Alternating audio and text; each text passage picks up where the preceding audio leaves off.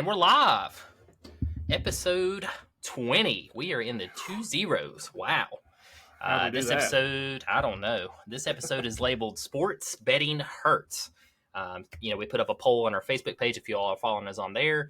Had a lot of requests for people asking about some bets, what we do with our sports betting, how we do it, how we place our bets. So we're going to go over that in tonight's episode. Got some really good hot takes in this one as well.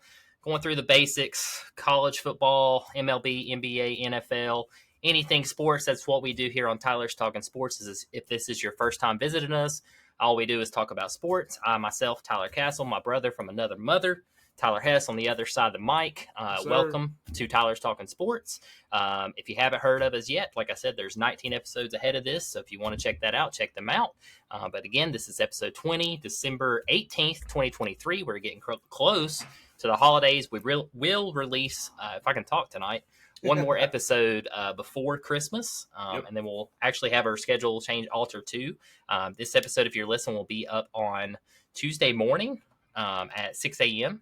So 12/19/2023. So if you're listening, we do appreciate you tuning in bright and early with us on your ride to work or wherever it may be. We really do appreciate it. Yes, absolutely. And with that, let's get those sponsorships. Well, I'm going to go into our first sponsor. If you tuned in before, you already know where I'm going with this one. It is Next Level Fitness Club in Lebanon, Virginia, 1806 East Main Street, Lebanon, Virginia, 24266. They are a 24/7 gym facility, 24/7 tanning, certified personal trainers. They also have group training classes. This Thursday, they also have a free dance class. It's actually bring a can food. It's going to go to a food pantry, so that's all the admission fees are, so no admission up front. It'd be a great opportunity if you're looking for a hip-hop class or some type of form of cardio, so definitely check that out. Check them out on their Facebook page at Next Level Fitness Club or their Instagram, Next Level Fitness Club, or check them out on their website at www.nextlevelfitnessclub276.com. Love it. And also this episode will be brought to you by Isaiah 117 House. Previous episodes, we talked about the auction that they had with sports memorabilia. That is actually finished. It actually did really, really well. One of my buddies, I think, won the bid on a Ken Griffey Jr. autographed baseball bat. So that's pretty cool. But if you don't know what Isaiah 117 House is, it's an incredible nonprofit.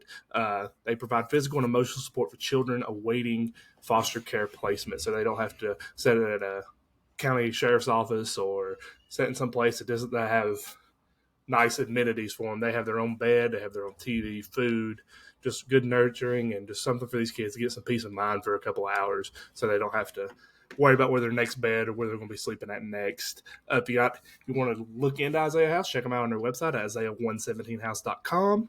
And if you want to email them any questions, or maybe you're into maybe bringing one of them houses to your county, email them at administration@Isaiah117house.com. We appreciate everything those guys are doing over there. And again, wonderful nonprofit. Absolutely. And while you're on Facebook, if you're checking out Next Level Fitness Club, or if you're checking out Isaiah 117 House, be sure to check us out on Facebook. Be sure to give us a like and a follow at Tyler's Talking Sports. Also, we're on X, Twitter, whatever you may call it. We're on that as well. We're also on Instagram, so be sure to check us out on that. And if you're listening to this podcast, and maybe you're listening on Spotify, and you want to change it up, we're on Apple. Maybe you're on Apple, go to Spotify. Maybe you don't like any of the mainstream stuff, and you want to go to Sirius XM Radio. We're on that as well. Or maybe today you're with the family's in, you took a week off work, but you want to tell them about these two guys that you love that talk sports. Put it up on your TV, because you know what? We're on YouTube as well. Check us out on YouTube at Tyler's Talking Sports. All these episodes and many, many clips and shorts from previous episodes are on there as well, so be sure to check us out there. And last but not least, check us out on TikTok. All of our clips from all of our previous episodes are on there as well. Yeah, one thing on the socials that I wanted to just let our listeners know, and that way they can tell their friends and family, like you mentioned, we are 3 followers off 250 guys on Facebook, and that would be huge to us. We're trying to hit that before the end of the year. So if you know somebody, we're talking 3 people. That's what we're trying to get. So if you've been listening to us and you haven't followed us yet or liked our page, please do so, because that definitely helps us out. The goal for next year is 500, and that's it's going to be a stretch. It's going to be hard, but we're here for the grind, and we're 20 episodes in. We're almost at halfway at our goal. So appreciate the support so far, and appreciate everyone who has followed us or liked our pages, shared our content up until this point. Absolutely, absolutely. And again, I know Castle talked about at the beginning there. This is a little off our schedule. Usually we record on Yep. Sunday night. Episode goes up on Monday, but due to internet issues here at in Russell County, thanks to Point Broadband and the solar flare, apparently, internet was in and out yesterday, and it wasn't going to be that reliable to record and give you all the content that we want to give you all. So I am sorry about that. That was on my end. But other than that, man, did you have a good weekend? Yeah, very solid, very busy. Wrapped up the Christmas gifts. Actually played golf this weekend. Actually, Shout out to my nephew Jacob. Yep, we went and played the Clear Creek, played 9 holes. Yeah. Shot pretty bad. He actually beat me this time. So your comment about his happy birthday, you're better than Castle at Golf, was valid. This past Saturday, but other than that, it's normally the other way around. So he got lucky. He's in from the Bahamas, so I just took it easy on him. No, he played really good. He parred the last 2 that got me.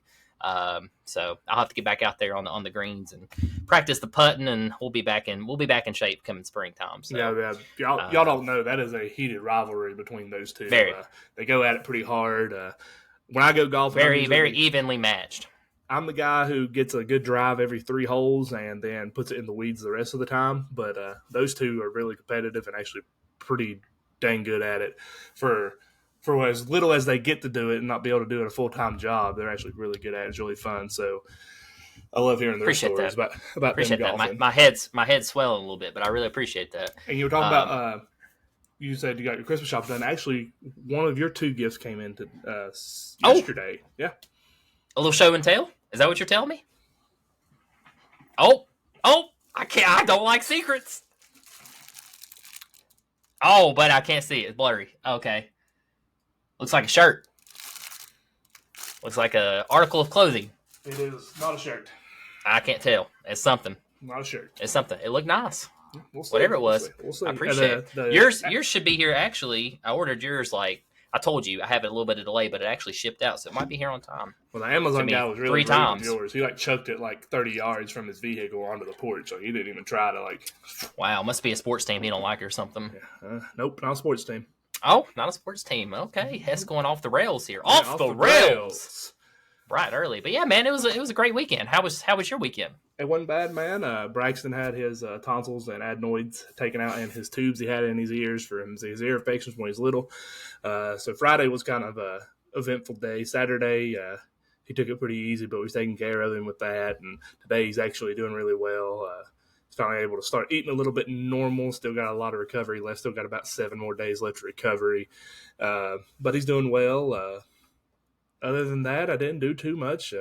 Finished up some Christmas shopping, built a huge Lego set. If you're an Office fan, The Office. Mm-hmm. If you're the Office fan, I built the Office set. That was pretty cool. Other than that, watched some sports, built Legos, took care of my kid, and was going to do a podcast yesterday, but life. Yeah, life happens sometimes, and schedules change, and we alter and we work with those schedule changes. That's what we do, right, baby, on Tyler's Talking Sports. But other than that, you were talking about going off the rails and things not going that way. Let's talk about this bowl mania we got going on right now. That is off the rails. Yeah, so we have right now, after today's game, was Western Kentucky versus Old Dominion. Thanks, ODU. Yep, 5 people now are tied for first with a 7-1 record. Boise let everyone down, or we'd all be 8-0. I think everyone on there selected Boise to beat UCLA. We know what happened there. It was absolutely destroyed. Hess is currently 5-3. I myself am currently 7-1, so we're 2 games up on Hess, which is all that matters. Also, too, shout out to whoever is. I don't know who this is. Me and Hess were talking about this. The App State Aggies. So shout out to you for being a clutch player and putting that name down. I really thought Satisfy Castle and Blowhard Hess was excellent, but I think App State Aggies takes the cake. Yeah, that was great. I seen that this morning and cracked up. So hopefully, we don't make any more mistakes tonight, or something could change again. But we'll try our best, guys. And I really do appreciate y'all participating in that. We ended up with 16 participants. That's awesome. That's amazing. Yeah, it's probably the best one we've done. And guys, we're going to continue to do these. So we'll have them. March Madness is always a big one. Oh, yeah, be a fun one. So we'll have that probably going for college basketball, and we'll just try to keep them going. And it seems like you all are enjoying them as well. So, and again, as Hess mentioned, there is going to be a 1-of-1 exclusive T-shirt for the winner, whoever wins that. You will get a Tyler's Talking Sports logo, and then on the back, I think it'll have the actual Bowl Mania winner. It'll be one of one, only one around. So if the podcast ever does big and you have it and we sign it or something, hey, you're welcome. But yeah, looking forward to it, guys. We'll see who wins. I do expect some trash talk for whoever wins. It's expected, and I want to see it. So definitely let us know. Also, too, guys, be paying attention to your account, because some of these names we don't know who it is. So you'll have to let us know if you're the winner, and we will be calling it out too if we don't know. Yes. So definitely keep us posted and let us know. Yep, absolutely. And if something happens and me or Castle wins, the next person below us who is not me or him, we're not in this. We don't want the shirt. I don't want it. I don't know why anybody would want it. Yeah, garbage. But here we go. We're going to start a new segment we've actually been talking about for the last couple of weeks, and we actually did a poll on it today on Facebook to kind of see where you all as the listeners were feeling. And today we are launching the first ever Tyler's Talking Sports betting parlays. We're going to go over some of the stuff we would bet, some of the stuff we're seeing coming up. And I actually just started using today because it's brand new. If you're not into sports betting, or maybe you're bored with using FanDuel, DraftKings, or BetMGM, or whatever it is you do use, ESPN did start their own sportsbook app. And if you go on there now, if you bet $1, they give you $200 in free bets. And I've actually got one going on for tonight. I dropped one of those bonus $50 bets on a NBA parlay. And let me tell you who that got in that one. So in the morning, you'll know if I'm going to work or not. I dropped a $50 bonus bet, plus 2,746 on the odds. But the 76ers beat the Bulls, the Cavs beat the Rockets, the Pacers beat the Clippers, the Raptors beat the Hornets, and the Hawks beat the Pistons. And poor Pistons, if they lose that, I think it's like 24 in a row they've lost. So it will be 24, yeah. But if I do cash that one out, I get a $1,373 winnings payout. So we'll see how that goes. That'll be interesting. But again, ESPN Bet, they got that going on right now, and pretty sure FanDuel and all of them got stuff going on. But if you want something new, ESPN Bet's pretty fun to do. But Castle, you had a parlay and some stuff you want to talk about as well. Absolutely, yeah. I'm a big DraftKings fan. I've been on DraftKings now for like almost 2 years. Just always liked it. Had a rough weekend this weekend. I went 2 for 10. I got 2 out of 10. I'll take it. I made money at the end of the day. That's what you got to do, folks. You don't put all your marbles in one. Spread them out just like stocks. So I have tonight, Jalen Hurts will be playing. I did pay attention to that because I was about to retract those before I cashed them out. But Jalen Hurts plus 380 is this bet if you want to get on this one, which you all can't because you won't be listening until tomorrow. But we need to think about that, how we need to plan that for upcoming games, right. When people are listening. That way they can place these bets if not. But just to give you an idea of kind of what I've did. So Jalen Hurts, 225 yards. A.J. Brown, anytime TD. Devontae Smith, over 4.5 receptions. That one's pretty good odds, in my opinion. I think Jalen Hurts will have a good game tonight, even though he's coming off of sickness. Also, this one, it's a little far stretch. I got a plus 1,800 on Jalen Hurts, anytime touchdown. A.J. Brown, anytime touchdown. Kenneth Walker III, anytime touchdown. That's where that comes in. Like that. Questionable. And then DK Metcalf, anytime touchdown. And then lastly, I do have a plus 900 also on 70 yards. A.J. Brown, 70 yards. DK Metcalf. And both of those guys have to get a touchdown. So that one's plus 900. I also, if I win all these tonight, I might call in sick tomorrow. So it would pay out very well. Right. Also, too, guys, this one you can actually go ahead and place because I wanted to include this one since I'm trying to give you all some ideas. But let me just read it off to you what I have placed because I can't remember it fully out. But it's 8-pick parlay. It's on DraftKings. If you're into college football, if you're in the Mania, you might want to just place this one because it's plus 2,033 at the moment. And here are the legs, guys. So didn't want to do it, but I have to do it. It's Michigan over Bama. Okay. Texas over Washington. Okay. Georgia over Florida State. Missouri over Ohio State. Penn State over Ole Miss. LSU over Wisconsin. Notre Dame over Oregon State. And then lastly, my boys, Tennessee over Iowa. That is again, guys, that is a plus 2,033 8-pick parlay. It'd be very nice if I win that one. So that would be very, very nice if you won that one. Yeah, that'd be very nice. But again, guys, we've been sports betting for a while. Sometimes win, sometimes lose. But again, do not put all your marbles in on one bet. If you like this take two, let us know. If you have parlays you want to send us, or other websites too that you use, definitely send them our way. We'd love to look at them and see if we can get some other ideas too. Again, this was my previous this is probably my worst weekend I've had in quite some time, probably like 8 weeks, honestly. Going 2 for 10, but it is what it is. I shot a lot of shots this weekend. Most of the time they're more safe, like that plus 380. I think I'll get that tonight, but the other two is probably long shots. But hey, sometimes you got to swing. Hey, you do. I got one going on right now with the divisional winners. I got the Broncos win the division. I think the Jags, Bengals end up winning the division. All the division winners in the NFL, if it cashes out, I get like 3,000, something like that. So that will be really cool. But yeah, we'll get more into the sports betting. We're just now getting into it. I'm actually going to start posting maybe some parlays and stuff on our Facebook and Twitter and stuff daily, starting tomorrow. So for the NBA games that are going on tomorrow, or any sporting events going on, probably even some fights. Me and Castle betted on many fights before, and cashed out some stuff there. My biggest winnings have came through NASCAR. Go figure. I actually won over $400 last year in a NASCAR 3-race parlay, so that was pretty cool. But yeah, I'm big into sports betting. Castle's big into sports betting, so it's gonna be interesting to see if we can win some big money, and maybe we can help you guys pad your wallets a little bit. Yeah, that's the whole point. I mean, either going to get richer or poorer together, so come along with the ride, baby. Right. I like that. But now we're going to go into our next segment, which is the segment we launched on episode 19. This is called the Hot Take. And Tyler Castle has an incredible hot take to start off this episode. Yep. And I will go after him after we debate and discuss his hot take. Yeah, I gave this one a lot of thought too.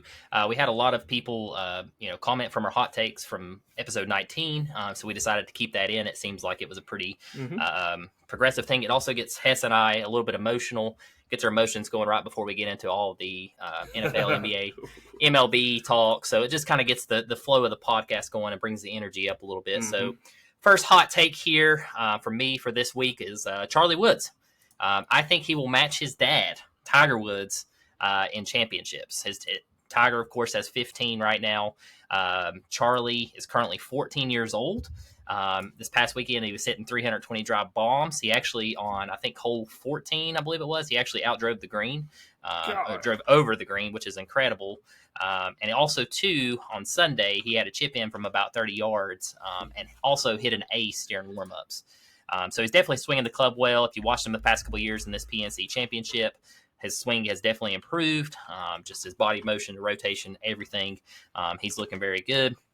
This year also, he was teeing off farther back since he is a year older. And like I said, he's already hitting over the green. So he's teeing back with like John Daly and Steve Stricker is the two golfers that I wrote down. Yeah, very impressive stuff out of Charlie.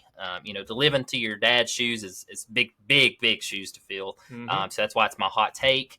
Another thing, too, he only started taking golf seriously in the COVID era. So he's only been playing golf for 3 years passionately like his dad. Wow. So that's speaking volumes. Yeah, he was big in soccer. His sister actually was there this Sunday. She caddied, I don't know if she did caddy. Yeah, she caddied for him. She's huge in soccer as well. So soccer was kind of his thing as well as hers. And then he just took on the golf thing in COVID. He got bored and said, Dad, I want to play some golf. I want to try to get good at this. And then his passion, it's just like his dad. You could tell. When he chipped in that chip, I don't know if you watched it from about 30 yards out. Just the motion. He looked just like a young Tiger out there. They're identical in everything they do, man.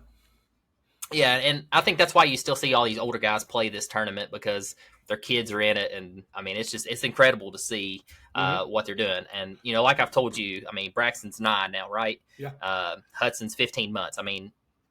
His idol, if Charlie does go pro, it'll be Charlie Woods probably. Right. Because ours was Tiger, theirs is going to be Charlie, which is crazy to think about, but that's the next generation coming up. So yeah, some little stats for you here. This is where I get my hot take from. This is how come I think he will make it to the pros. And this is how come I think he will eventually exceed his father's expectations. He's currently ranked 86 overall in the class of 2027. 2027 sounds far off. It's crazy. It's only 4 years away. He was the 9th ranked freshman in Florida out of 657 and ranked 28th out of 1420 in Class 1A in Benjamin School, Florida. He has shot a low round best of 66. I broke 80 twice. It's kind of weird. People talk about, like, you look at Michael Jordan's kids. everybody was like, Yeah. we kind of like when they were coming up. I remember I was in Yeah, when high he went school. to Illinois. Yeah. Yeah, and then he had another kid that went to UCF, and they never Yep. panned out to be that. Carmelo Anthony, his son, I don't think he ever really came out to be what he was, Dwayne Wade's son. I mean, you think about all these athletes. Only one that right now is kind of relative Bronny. is Bronny, and I mean, he's not his dad. But even his younger brother is better than he is, Yeah. I think. But I mean, it's wild to think you see Charlie and like knowing that he's been in soccer this whole time, and like that's been his passion. I mean, he grew up with his dad. He was at the match. I remember seeing Charlie as a baby when Tiger won one of his many green jackets and holding Charlie with him and his dad. I remember seeing it vividly. And you go up there and you watch them drive, or you see the slow mo of their hands and their hips. And I mean, just the whole it's identical, and it's almost crazy to think that maybe it's like. It's genetic. Like maybe he's meant to play golf, Talent, man. The talent. That's the thing with golf. I mean, hard work, saying it is hard work beats talent. But in golf, man, you have to have just some talent. Look at John Daly. The dude don't even warm up or hit golf balls or anything. He smokes 4 cigarettes and drinks like 5 Diet Cokes, and he's ready to go. That's right. Mean, and the funny thing is, Daly and his son beat Woods again. Like they finished, I think, third, if I'm not mistaken. Is Daly's son going to? I don't know if you looked up. Is Daly's son at or going to go to Arkansas like his father? Yeah, I think he's going to college. Yeah. He'll definitely be a D1. He's very good. Yeah. That family's just talented. That's talent. That's no hard work there. It's just crazy talent. Yeah, but I really do. I think Charlie Woods can seriously make it if the drive's there, and like I said, I just gave you the stats what he is ranked out of Florida. Granted, he hasn't played like the big tournaments yet. Right. He's played I think like 12 tournaments. I mean, he's 14 years old and we're sitting here talking about him being a pro right now. Like that's crazy. He's freshman in high school. And he's only been playing for 3 years. But just from watching him last year to this year was incredible difference. Oh, yeah, definitely. I mean, incredible. His drives went up. I mean, it's crazy to watch the transformation because now it's like he's taking golf a little more serious. Yeah. And just, again, 14 years old and hitting it 320 yards. You could probably hit him 320, but we have to really get into it and have a perfect hit. And this dude's 14 out there making it look easy, And yeah, he's swinging the club really well. His putting too, man, it's improved a lot.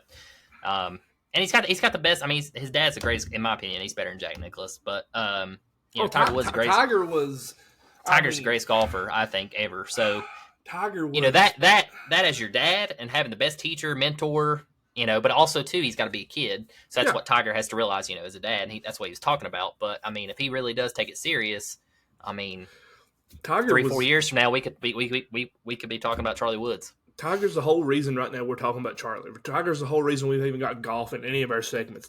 Tiger's the whole reason you turn golf on when it's on changed. TV. Yeah, he's changed the entire game. He made it. I mean, Tiger made us golf fans. I mean, you could say here, other than probably people that's way older than us, Tiger Woods was what made golf.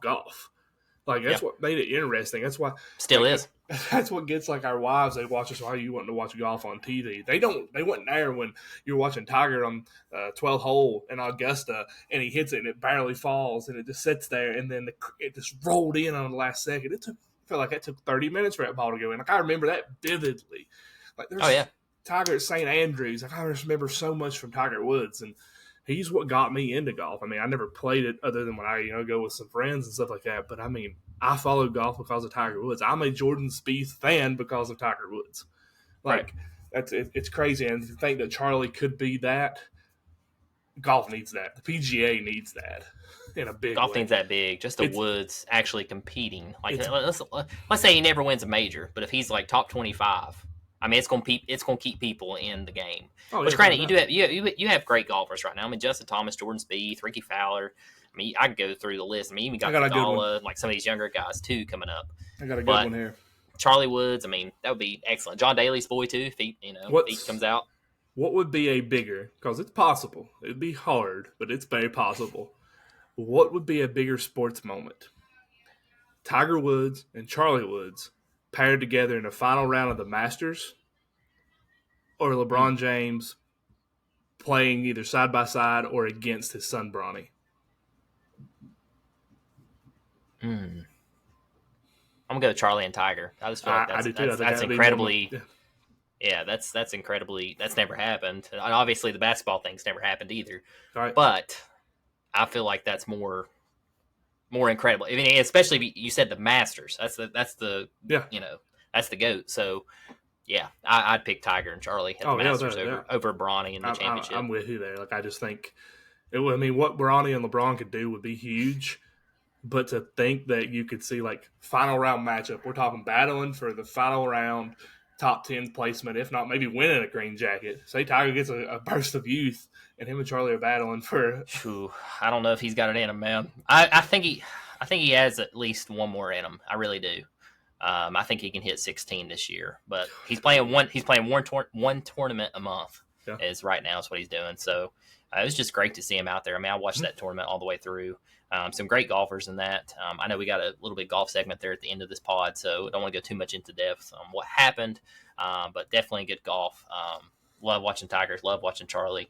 So yeah, that's my hot take, man. I think he'll make it pro, and I think he'll compete the same as his dad. Will he be better than his dad? That's what I got it listed at. I'll say he'll win more championships than his dad. I wanted to make sure that you still feel that. Granted, his dad was, 17, 18 when he won? Mm-hmm. Yeah, so he's got 4 years. His dad also been playing golf a little bit longer. Yeah, I mean, there's the episode of him being on, David Letterman. He might not win at that young, but if he sticks with it, I'm saying like 2021, we could see him probably, like Jordan Spieth's age probably. That'd be crazy. All right, that's your hot take. Here's mine. And I've done a lot of thought into this one. And I told you what my original hot take was going to be, but I have no idea. By the way, guys, I have no idea what Hess's is. I haven't even heard. Yeah, I thought about it. It hit me this morning on the way to work. And man, just hit you. All day long, I've been doing research on it. So I'm going to throw out some stuff here. All right, let's hear it. Undrafted. 25.4 points a game. 4.3 rebounds per game. 6.3 assists per game. 45.8% field goal percentage, 35.9% field goal percentage from three, and 85.1% free throw percentage.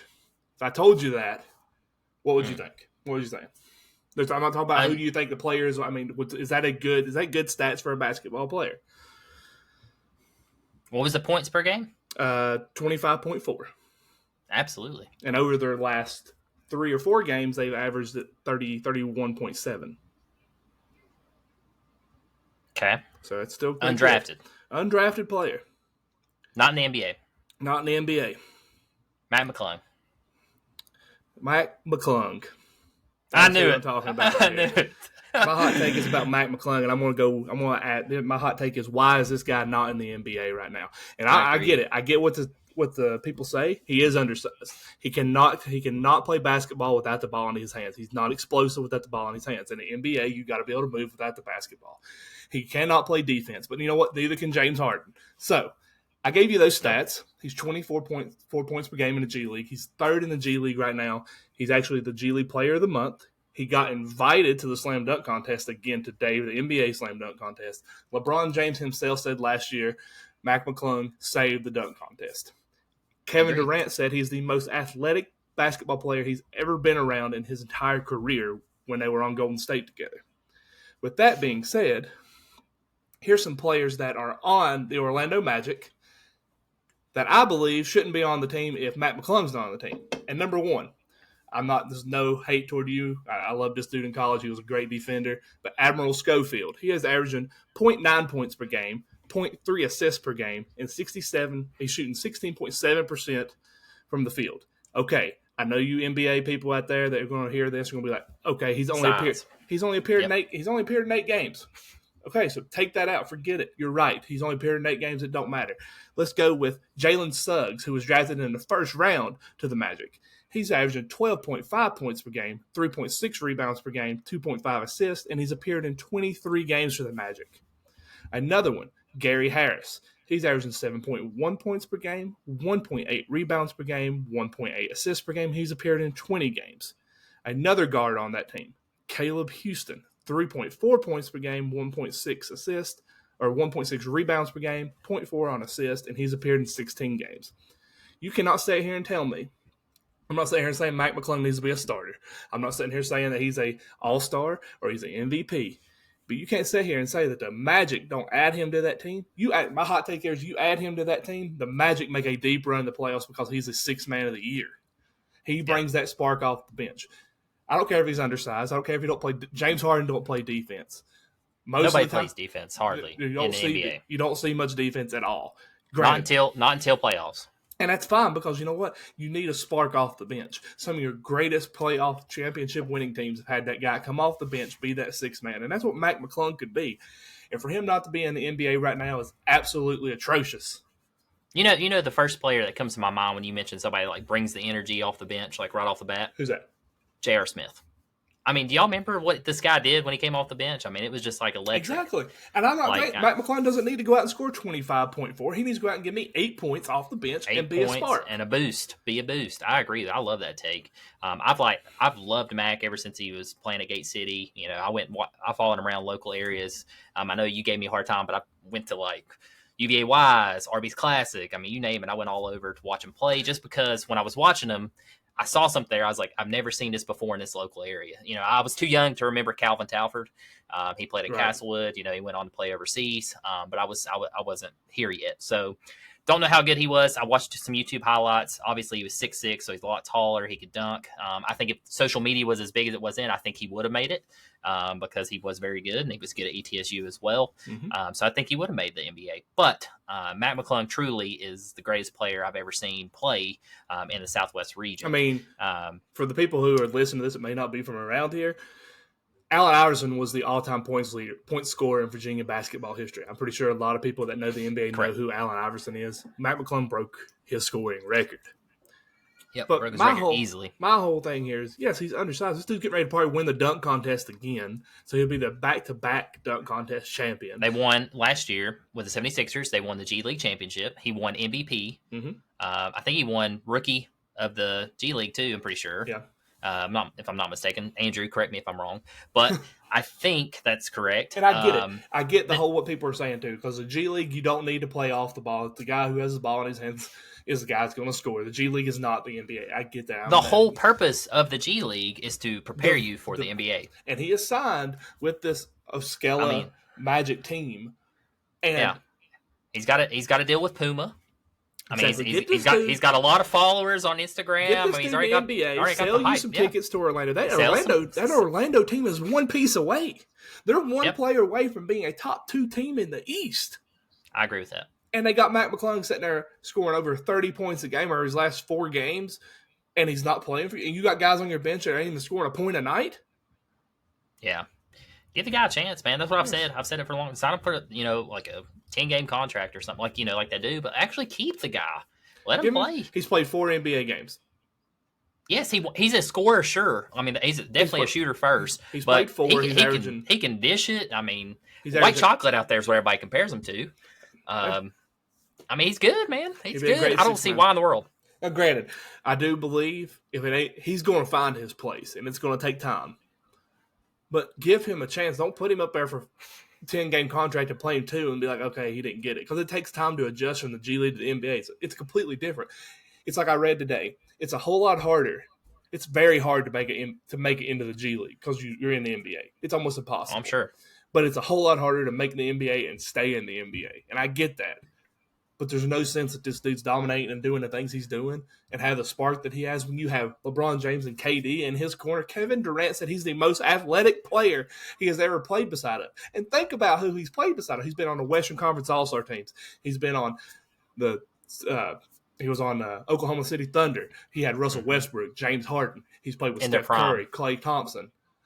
He played with Kobe Bryant in his rookie year in the All-Star game. He's played with LeBron, and he's saying this kid's got more athletic ability than them. So give the kid a shot. Good. Put him up there. Give him 20 games, and if he don't do it, then okay, but give him a chance. Well, they even said last year in the dunk contest, when he won, they was, like Matt McClung, who is this, blah, blah, blah. They remembered him from high school, because of his Gate City highlights. But even when he went to Georgetown and even Texas Tech, he had highlights there, and he was an excellent player at Texas Tech. He actually improved quite a bit from Georgetown Hoyas because all that didn't pan out up there, so he went down to Texas Tech and transferred. But even when he was played in the, in the dunk contest, even the announcers and everybody was talking like, this guy's going to make it. He's going to be in the NBA next year. Like, there's no way no team doesn't sign this. And here's what, because he's electric. He brings fans out. He's great with media, obviously, and he's just a humble guy. And bring him up. I don't get it. I do not understand it. I'm not an NBA scout. I'm not part of the NBA or anything. But as far as the Magic go, I get it. I mean, they got guard. They're deep at guard. They got Joe Ingles. They got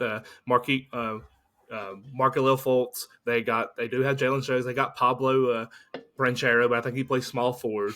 They got Cole Anthony. I get it. I'm not saying this dude needs to be a starter or play over anything. I'm not saying he is anything close to what those guys are, but I'm saying he's very well could be a sixth man in this league. And here's the last thing I'm going to talk about before we move on is when he got cut from the 76ers, the other guy who got cut at the same time was Trevelyan Queen. Trevelyan Queen is an active backup. He's a third-string point guard on the Orlando Magic right now. And this dude averages less than a point a game. God, that drives me crazy. I don't get it. The only thing is I'm pretty sure Trevelyan Green he's 2 years older and he is 3 inches taller. So I think it is, but that's bullcrap, man. There's been Nate Robinson. I mean, there's been short guys in the NBA. Muggsy Bogues. Yeah, what is he, like 5'5", 5'6"? 5'5". Spud Webb. Yeah, Spud Webb. Yeah, and they made it to NBA. So don't give me that crap. Okay, what I want. Let's think about this last thing. Me and you were both real hardcore Knicks fans at this time. Jeremy Lin. Yeah. He got a shot. The Knicks gave him a fair opportunity. He went out there and made the most of it. Absolutely. Insanity. Bring Mac McClung to New York, let him dunk, and let him bring that spark to Madison Square Garden. And then we'll bring McClung insanity because it's atrocious that this dude's not playing in the NBA and not at least coming off the bench. McClung would do wonderful at Orlando. I've said he would do good in Chicago.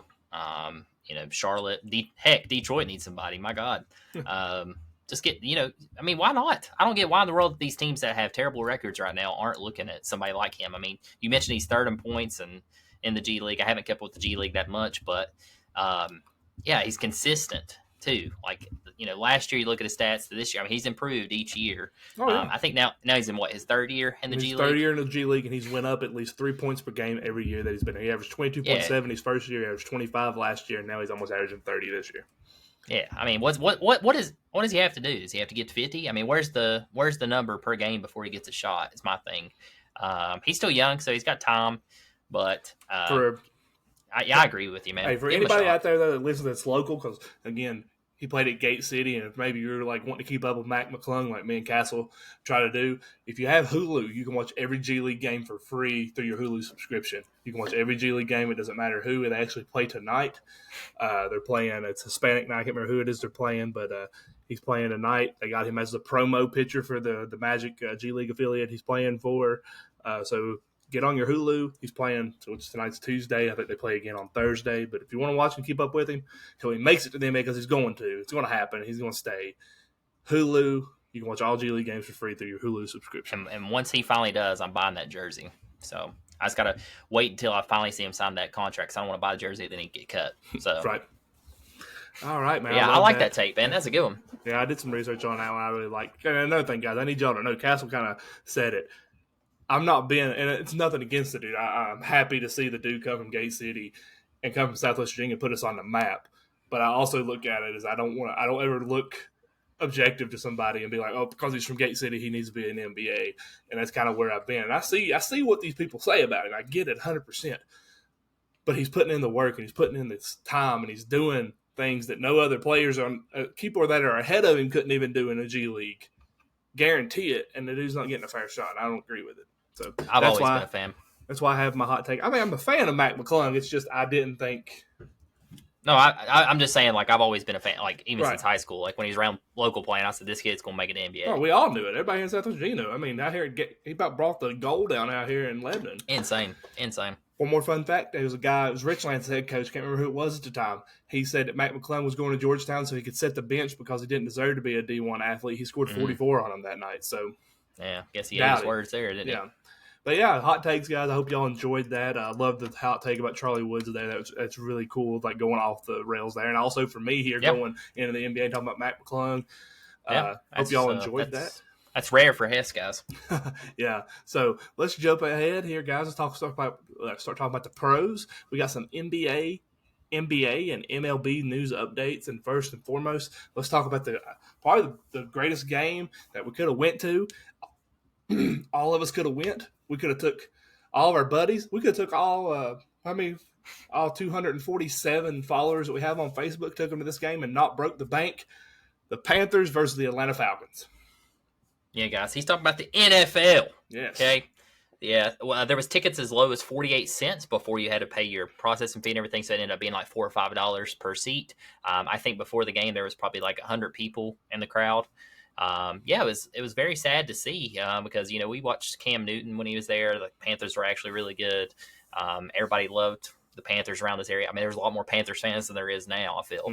At least they were not ashamed to wear their gear, rather. Yep. But yeah, the Panthers actually squeaked by in this one. They actually got their second win of the season.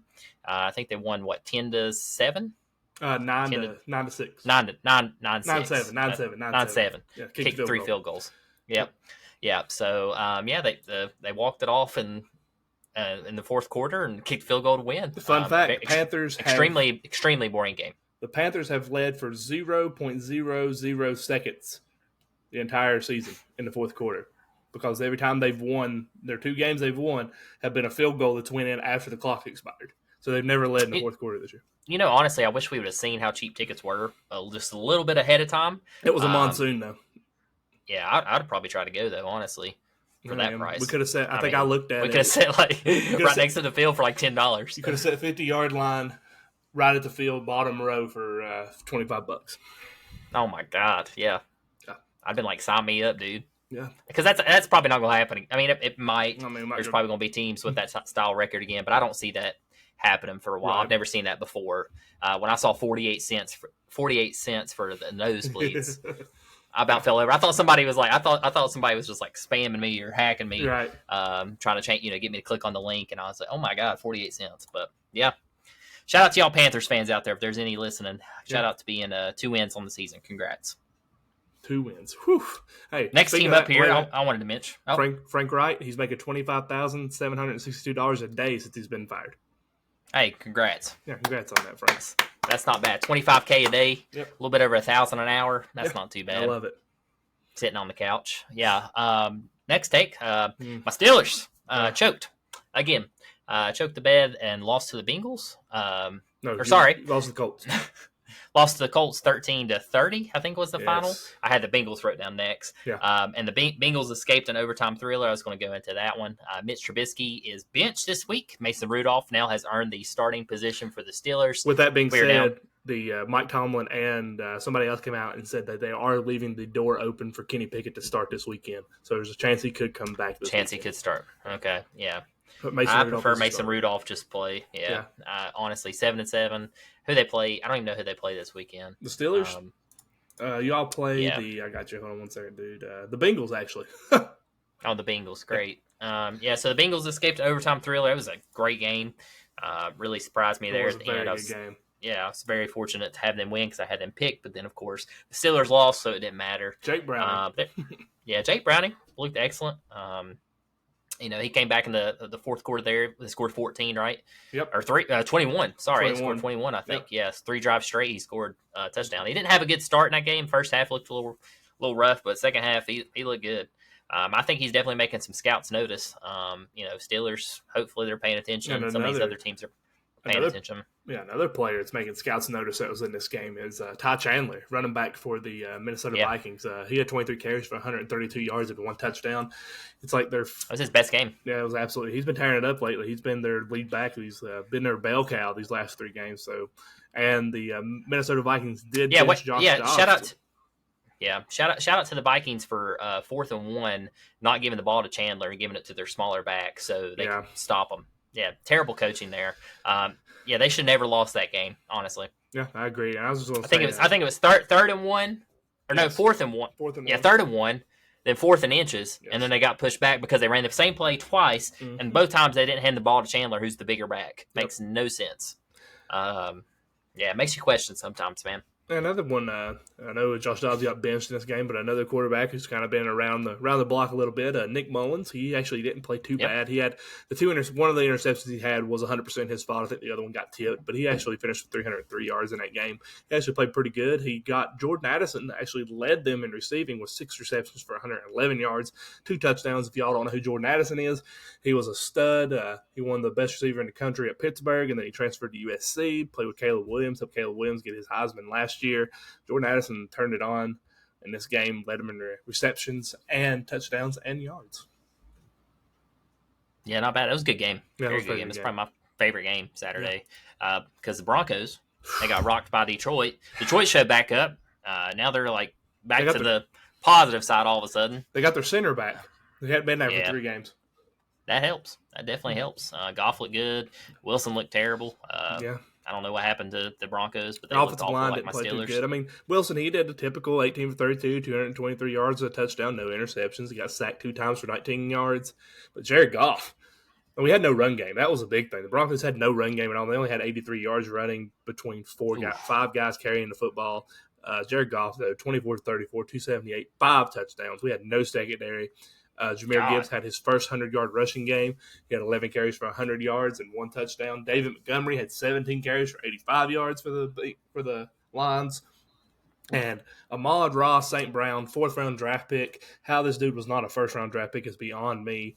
But he said he's got names. He's got a list in his locker of the 12 wide receivers taken ahead of him. And right now he has more receptions and receiving yards and touchdowns than all of them this year. Love it. He added on to those tallies with 7 receptions, 112 yards, 1 touchdown, and was just wide open all game long. It happens, man. It happens. We're getting down does. to the nitty gritty the last couple games here of the season. So this is make or break time for these squads. Yep. Speaking of make or break, the Browns squeaked by the Bears. Very good game too, 20-17. Joe Flacco. Joe Flacco is now what, 2-0, 3-0? 2-0. 2-0. 2-0. Yeah, it's 2-0. 2-0 is a comeback. Yeah. Browns 8-6, right? Yeah, Browns 8-6. Wow. No, 9-5. Yeah. 9-5. Sorry, 9-5. 9-5. So they should be first in that division. Yes, they are. No, sorry, Ravens. But it's looking like the Browns are going to be a playoff team this year, so that's pretty cool. Yeah. Especially thinking Joe Flacco could lead them to the playoffs. It's crazy to think. I mean, they don't have their starting QB. Chubb's been out pretty much the whole season. Mm-hmm. They lost to somebody else too. They lost a lineman. Lineman, and then I think a wide receiver was out too, if I'm not mistaken. Yeah, I mean they've lost a lot this year. So they're down a lot, but they're still winning. And I was talking about this today. I know we're going to move on from this, but the Bears, y'all need to keep Justin Fields. That needs to be your guy, and you need to go draft Marvin Harrison Jr. #1 overall with the Panthers pick that y'all got. Absolutely, and match him up with DJ Moore and give Justin Fields some weapons, and then use the rest of your picks to build that lineup a little bit more. Mm-hmm. Because the Bears have a weapon. If you get rid of Justin Fields, I'm talking 10 years worth of wishing you didn't get rid of him. If you get rid of him, because this dude's a stud. Typical Bears, though. Typical Bears. I'll be surprised if they keep him. Honestly. Keep Justin Fields. Keep Justin Fields. Give him Marvin Harrison Jr. and DJ Moore to throw to, and I'm telling you, the Bears will be a completely different team next year. Maybe. I've said that every year. Yeah, we'll see. And another good game. I didn't see this actually happening this way, but the Texans, I did not see them winning this game, especially starting Case Keenum. It was his first time he started since 2021. He was their emergency quarterback. A lot of people thought they was going to go with David Mills in this game, but they ended up pulling it out in overtime, 19-16. Old Mills is still with the Texans. Wow, he's been there for a minute. Yeah, he's been there. Actually, the Texans undrafted Case Keenum in 2014 out of Houston, and then he's bounced around to 3 other teams. His best season he had was with the Vikings. He finished with 4,685 yards, 22 touchdowns, 7 interceptions. The following year, the Denver Broncos signed him. He didn't do too much with them, and then now he's worked his way back into Houston.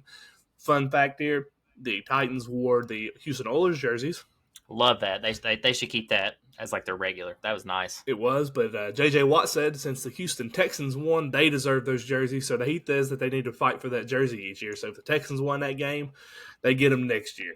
So I like that. I like that. And another fun fact: this upcoming week will be the first time in Mike Vrabel's 96 games being a head coach of the Tennessee Titans that the Titans will not be playoff eligible. He has made the playoffs every year. He's been there, and every game they have ever played has had playoff implications to it. This will be the first time in his coaching career as a head coach for the Tennessee Titans in 96 games that the Titans and Mike Vrabel will not be playoff eligible. Season history right there. Titans got their guy, though. Will Levis is their guy.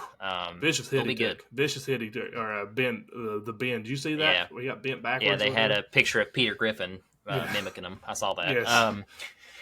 Yeah, I think they definitely have their quarterback a few weapons off. Titans will be back in the mix, I think, next year. Speaking of records being broke, I think we see this year Mike Tomlin actually goes with a losing record with the Steelers. First in history. I think it happens this year. Speaking of that, while you're talking about the Titans or talking about the Steelers, since they fired Matt Canada, the offense has been worse.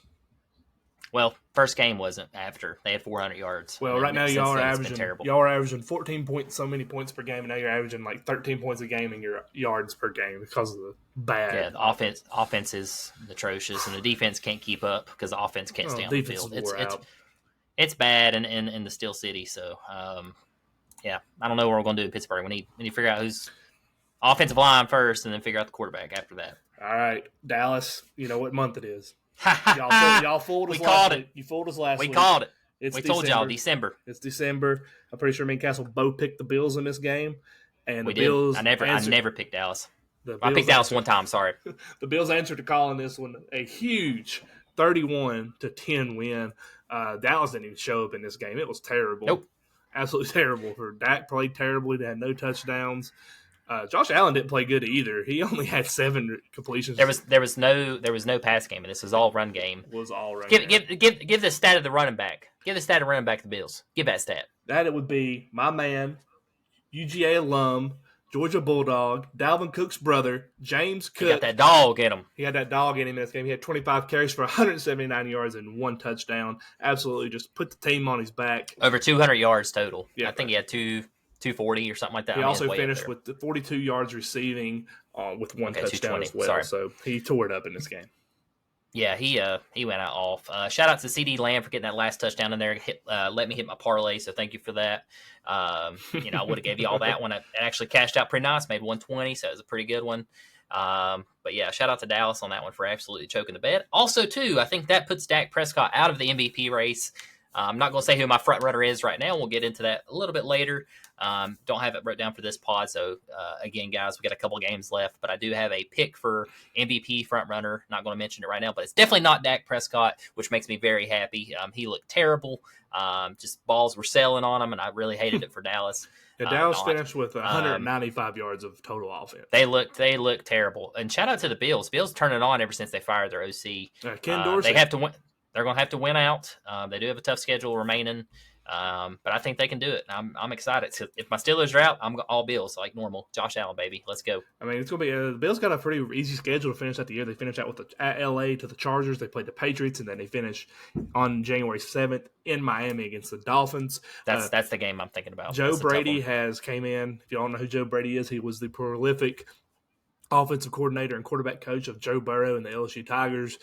The year they broke every record known to man down there at LSU. He actually went on to be the offensive coordinator for Matt Rule in Carolina with the Panthers. It didn't really work out. I know he's worked his way back up to offensive coordinator position. He has rejuvenated this Bills offense and this Bills team. Good.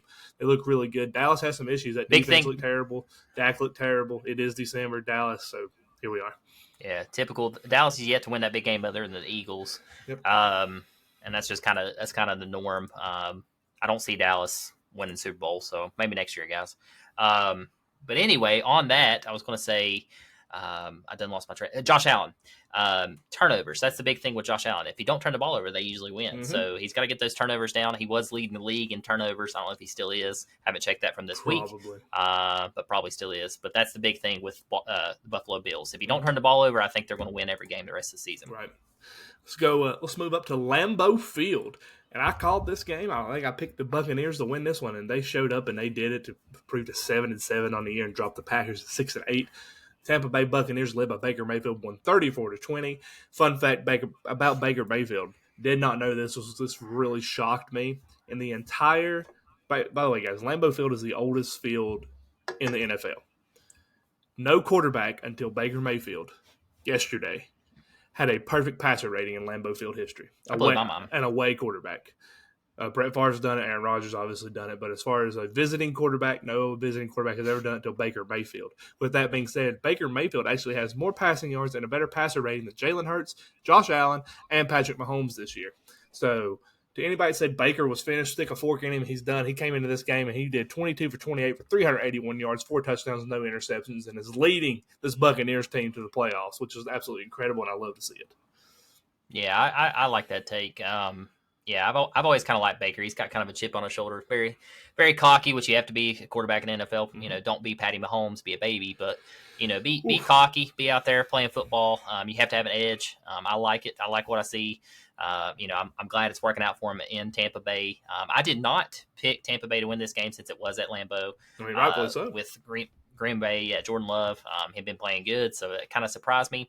Also, a fun fact for you: you can buy a house right outside of Lambeau Field for $700,000. You can walk out on your front porch, and to the left will be Lambeau Field. So there's a house for sale there. In case anybody's listening that wants to if they're big Packers fans, you want to live right next to the stadium, $700K, you can be right next to it. And if you do that, you'll be. A lot of people don't know this. They're the only team in the NFL that is not owned by the NFL. So if you move to Green Bay, you become a tax-paying citizen of Green Bay, and your part of your tax-paying money goes to the facility. You actually become a part owner of the Green Bay Packers. So everybody who lives in Green Bay actually has part ownership of the Green Bay Packers, which is pretty cool. So that's another incentive to live there, other than freezing your tail off all the time. But hey, you got to buy Cheesehead, I guess. Got to buy Cheesehead. Stipulation. Speaking of Tampa Bay, next week they go into play Jacksonville, which this game's going to have big playoff implications. The only reason I'm mentioning this one is early this morning it was talked about that Trevor Lawrence has entered concussion protocol, and they're saying that it's putting him in jeopardy to probably play this Sunday. So the Jags may be without T-Law in this game, and this could be huge for them because they're battling with the Texans for that division. But Tampa Bay, they get that. I think Tampa Bay wins that game. They're a playoff lock because that division, the NFC South, is terrible. So this is a big game. So it's going to be interesting to see what happens with Trevor Lawrence for the rest of the week. Yeah, this is a must-win game for Jacksonville. You mentioned the Texans, but you're also forgetting about the Colts, who are also 8-6. Mm-hmm. Yeah, Colts. So those three teams are tied for the top. Guy. The Jags should have never lost this, but they just kind of lost their tempo. Trevor Lawrence has looked off, and he's been kind of injury-prone. He did one thing cool about Trevor Lawrence. I'll just shout this out here, and we'll move off NFL. But he bought all of his offensive linemen. He bought them all golf carts since he didn't have a golf cart to get taken off the field a couple weeks back. He bought them all golf carts. So now the Jacksonville Jags have 15 golf carts. So nice. I like that. That's pretty. I thought that was pretty cool. I love T-Law. So great guy. Yep. And we talked about the NFL. Let's move on to the NBA, the National Basketball Association. Yeah, man. I'll kick this one off. Your boy Jalen Brunson. Yeah, went off. I wanted to bring this up because it was, I think, Thursday night, right? Last Thursday. Yes, it was Thursday night. I think, Thursday. He dropped 50 points. Very cool to see his first 50-point game. 17 for 20 from the field, 9 for 9 from 3-point. Just incredible shooting. He really got hot. I was texting Hess, and this one was a late game that night. I think it was a 9 or 10 o'clock game. It was when they playing the Suns. They was playing West Coast, so 10 o'clock, I think, tip-off. So I passed out, but woke up and saw he dropped 50, which has really blew my mind. Pretty cool. Wanted to throw that one out on here. Also, too, you mentioned it earlier, this team, the Pistons. Poor Pistons. Lost 23 straight. They do play tonight. They're actually down right now 17-8. Could be 24. And folks, I do think they will make or they'll break the losing record, which is 28. Do you know the team, Hess? Without looking at the notes? They're saying losing 28 straight. Yeah, which team was it? Oh, God. Was it the Bobcats? It surprised me. No, the Bobcats were on that list, though. I think they were actually tied at 23. The Heat. No, incorrect. Heat were also on that list. I think they were 23 or 24 right in there. But the 76ers is who it was in 2015. Oh, yeah. It kind of blew my mind. They were bad. Yeah, 8 years ago, which is, not that long ago, which I kind of forgot about that because 76ers have completely 180. That was the year next year is when they got Joel Embiid and all them in the draft. 2016 is when they got those guys. I guess Tobias Harris, too, right in there, probably. Yeah, well, they got Tobias Harris via trade, but he was in the same draft. Yeah, same draft time. So, it's kind of when they turned around. But, they lost 28. Again, guys, I do think Detroit will break this record. I'm actually going to look and see if there's any bets on that. And I'll probably be betting on that. So they're terrible. Yeah, they're bad. They're real bad. Another fun fact here. Steph Curry last night did not make a three-pointer. It's the first time in 268 games that he has not made a three-pointer. That was an NBA record. So that he will start a new streak tomorrow night. I don't think they play tonight. But he was 0 for 8 from the three-point line. It's the first time in his career, or first time in 268 games, he has not made a three-pointer, which is absolutely crazy to think about. And also another record that was broke last night, a franchise record. Giannis Antetokounmpo surpassed Kareem Abdul-Jabbar, love the names here, on the Bucks for the all-time rebounder in Bucks history. So that's pretty cool right there. Yeah, now he's got total 17,165 rebounds. I think that's what I wrote down. And we also had, I think, Keegan Murray. You can talk about this one. Was that Saturday or Sunday night, Keegan Murray? I think it was Sunday night. It was Sunday night. Keegan Murray. He Yep, came a had record. How many threes did he make straight? 11. 11 straight threes. He's the 7th player in NBA history to have a dozen or more made threes in a game. Yeah, 11 straight. Yep. Sheesh. I think the most I've ever made in a row is like 6. So I made that was 27 wide straight open. in my driveway one time. Ain't no way. Yeah, man. I had to. Got video? No, Ain't no way. ain't no way. Got that video or it ain't? Yeah, you don't Don't know have Mill proof. Creek days, man. Balls just fall. You use that wind. Mill Creeks. Hmm. Yes, sir. Childhood. Good days. Childhood. Good days. Childhood. All Yeah, right, let's move stress-free. on to the games actually going on tonight, which is Monday night. Yeah. First game on the docket here is the LA Clippers versus the Indiana Pacers. Yeah, give me the Pacers in this one. They're just a high-scoring offense. I think this game's at the Pacers, right? It's in Indiana, yes. Yeah, it's in Indiana. So, yeah, give me the Pacers. I think the Pacers win this one pretty big. They're a high-scoring team. I say 135, 120. I like that. I agree with you. I like the score there. I also like the Indiana Pacers in that one. I love Trey Halliburton. I think he's playing really good. Clippers still trying to gel together. They're actually playing better. Right now, as we're talking about this, the Clippers are down 48-51 in the second half, or in the second period, sorry. So, yeah, give me the Pacers in this one, 125 to 117. 125, 117. I like it. Next up on the docket, the Bulls and 76ers. Who you got?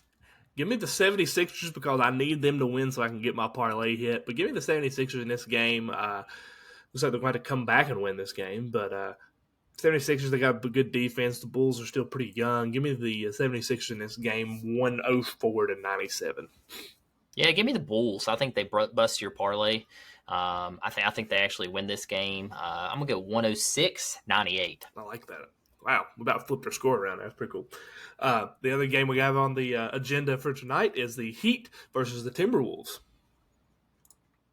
Yeah, give me the Wolves. They're the number one team in the West right now. They're playing lights out.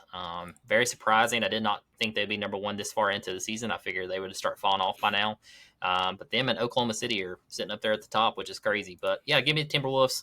I think this will be a closer game than most people think. I'm going to say 109-106. I like that. This game actually just tipped off. It's 10-10 right now in the first period. I like the Heat. I like Eric Spoelstra. I like Jimmy Butler. But give me the Minnesota Timberwolves in this one. I think they pull it off. Kind of lower scoring, but give them 92 to 86. Ooh, defensive game. Okay. Yeah. I like it. Yep. And last but not least, the last game, late game, which I would like to watch it, but it'll be too late and I'll fall asleep. The New York Knicks versus the LA Lakers. This game is played in LA. The Knicks are on a West Coast swing. Who do you got in this one, man?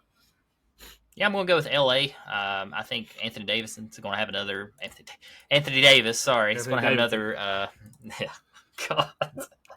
Why, Lord? Why me? Oh, God. Davis. I know the guy. Trust me. But yeah, I think he'll have an excellent game. I think LeBron's still playing excellent as he has all season. Don't get me wrong, Knicks are pretty hot right now, but it is out on the West Coast. He just traveled.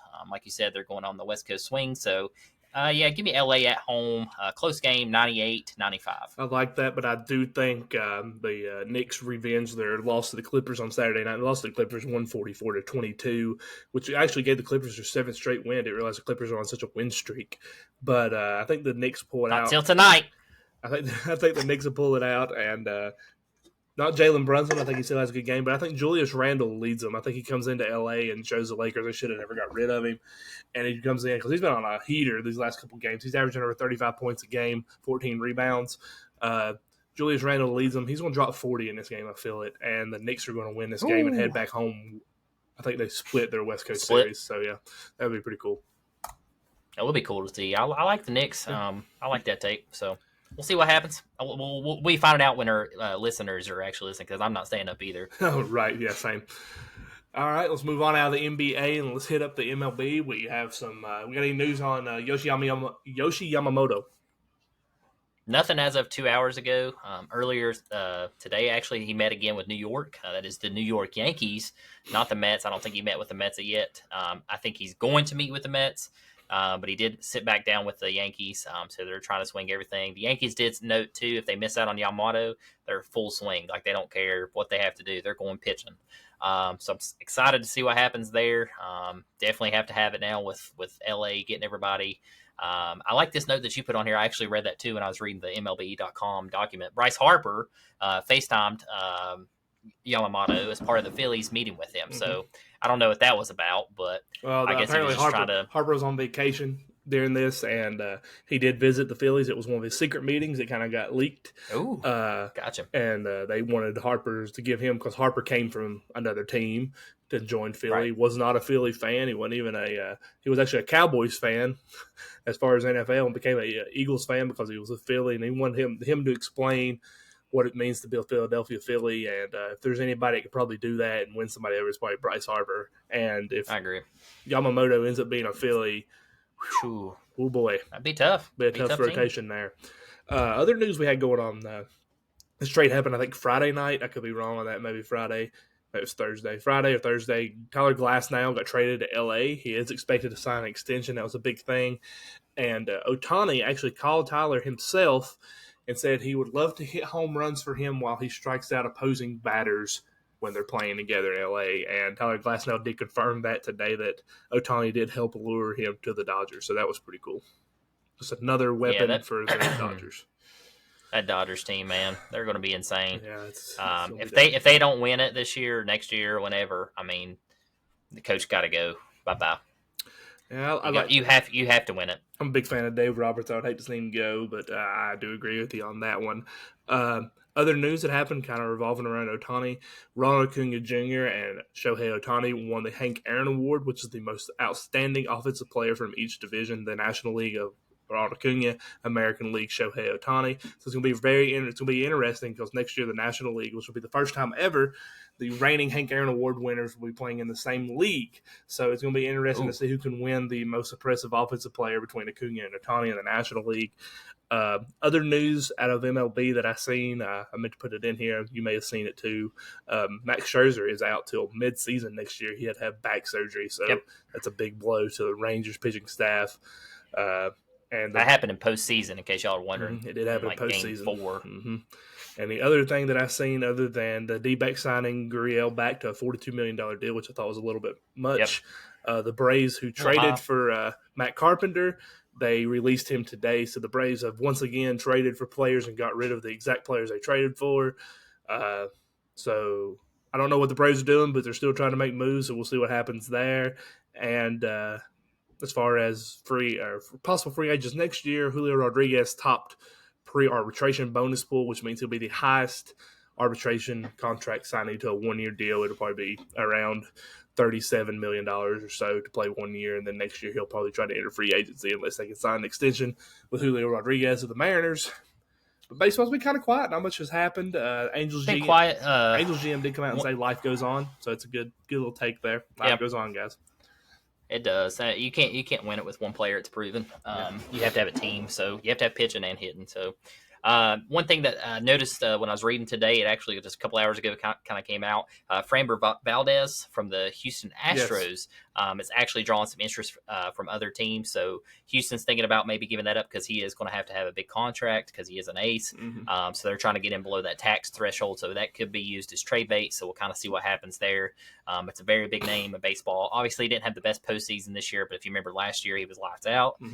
He had a great season as far as overall just throughout the regular season. So I think that'd be a good pickup for the Yankees if they can't get Yamamoto or Blake Snell or somebody like that. So we'll see what happens. I did see too on Ohtani, the Giants, the Angels. It was the Angels and the Mets would not agree on Ohtani's terms because he wanted to defer the money. The Angels didn't want to defer the money, and neither did the Mets, and that's why he did not go back to LA with the Angels or did not sign with the Mets. He wanted that money deferred, and the only two teams that would agree with that were the Giants and the Dodgers. So, and I looked at it too. A fun fact there: Freddie Freeman will make $6 million when he turns 50 years old. He'll still be getting paid by the Dodgers.